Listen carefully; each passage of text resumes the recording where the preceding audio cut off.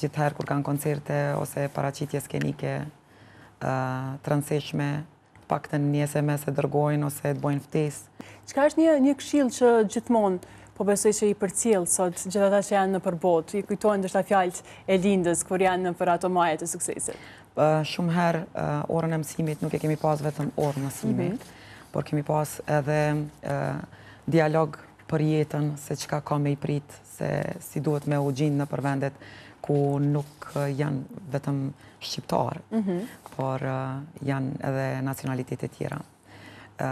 Fatmirësisht, edukimi familjar, mandej ajo në shkollë, ka bo që fëmijët sot t'jenë në pjedestalet botnore, por me mentalitetin dhe me ata që vinë prej një vendit që jemi qenë dalën pas luftës, por të pjekun fizikisht, emocionalisht, edhe në secilën mënyrë e tregojnë vetë vetën që janë prej Kosovës, asnjëherë nuk harrojnë. I përcjell po besoj gjithmonë me shumë krenari dhe kujdes, sa herë që e ke rastin. Faleminderit për gjithë atyre nxënësve se janë numër të shumt, domethënë që sot kanë kontrata nëpër teatrot të njoftën e të botës, që nuk më harrojnë asnjëherë. Gjithherë kur kanë koncerte ose paraqitje skenike të rëndësishme, paktën një SMS e dërgojnë ose të bojnë ftesë, edhe mu si profesoreshe tyre gjithherë më bojnë me undi mirë, sepse nuk e harrojnë punën që e kemi bërë për vitet tona bashkë. Tregua që një orë e juaja ka pas shumë të bëjë edhe me pjesën e jetës në përgjithësi, po si mundohet ndoshta profesoresha që tjetë dhe ta krijoj atë raportin me nxënësit, të marrë parasysh që janë në një moshë më madhore, kuptojnë e dinë se çka dojnë nga jeta e tyre. Faktikisht, shkolla e mesme janë në fazën e pubertetit dhe gjithherë duhet me pas kujdes, domethënë qasja e profesorit ndaj atyre nxënësve, sepse janë me një fazë që e kemi kalu edhe na. Po në periudhën tonë e kemi pas një tjetër tretman si nxënës.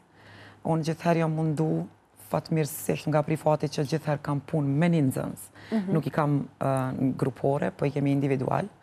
Edhe ndoshta ajo qasja personale me një nxënës e ka vlerën shumë më të madhe se sa kur flet për grupin. Sepse ti flet për personin individ edhe për personalitetin e ti fix. Gjithherë mundohem ndoshta me qenë raport profesor nxënës, por në aspektin shoqnor, sepse sot edhe fëmin tënd nuk mundesh me eduku, nëse nuk e ki qasjen e bisedës më shumë se sa qasjen autoritative. Asnjëherë nuk ka majt autoritet në atë drejtimin unë profesor, jo.